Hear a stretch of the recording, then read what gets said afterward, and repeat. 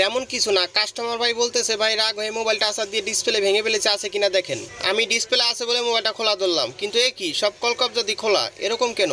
Display change করতে আছে, mobile তো এরকম থাকার কথা না। তাকে আমি জিজ্ঞেস করলাম যে ভাই এরকম নাটপাট খোলা কার, কলকবজা খোলা কার? সে বলতেছে ভাই আমি এক দোকানে দেখাইছিলাম, সেই দোকানদার বলতেছে যে ডিসপ্লের সাথে মোবাইলের পাওয়ার আইসিটা চেঞ্জ করতে হবে, পাওয়ার আইসি শর্ট হয়ে গেছে। তাকে আমি জিজ্ঞেস করলাম যে আমি মোবাইল শুধু আসার দিছি, শুধু ডিসপ্লে যাওয়ার কথা, পাওয়ার আইসি তো যাওয়ার কথা না। পরে সে কতক্ষণ ঘাটাঘাটি করলো, ঘাটাঘাটি করে বলতেছে আমি পারবো না, এটা অন্য জায়গায় দেখান, তারপর আপনার কাছে নিয়ে এসেছি। এই কথা কাস্টমার ভাইয়ের মুখ থেকে শুনে আমি তাকে বললাম, তা আমাকে প্রথমে বলতেন যে ভাই এক দোকান দেখাইছি, সে পারে নাই কা। সে আমাকে বলতেছে ভাই আমি বলি নাই, কারণ মোবাইল শুধু আমি আসার দিছি, আসার দিলে তো শুধু ডিসপ্লে যাওয়ার কথা, পাওয়ার আইসি তো যাওয়ার কথা না, এই জন্য আপনাকে বলি নাই। এখন কথা হচ্ছে অনেকে ভাবতে পারেন যে ঠিকই তো বলছে, মোবাইল আসার দিলে তো শুধু ডিসপ্লে যাবে, আইসি কেন নষ্ট হবে? তাহলে শোনেন, অনেক সময় কি হয়, মোবাইলটি আপনি আসার দেন, আসার দেওয়ার কারণে অনেক সময় আইসি, পাওয়ার আইসি ভেঙে যায়, না হয় পাওয়ার আইসি থেকে বল ছিঁড়ে যায়, বল ছিঁড়ে যখন এক হয়ে যায় তখন মোবাইলটি শর্ট হয়ে যায়, এই কারণে আর চালু হয় না।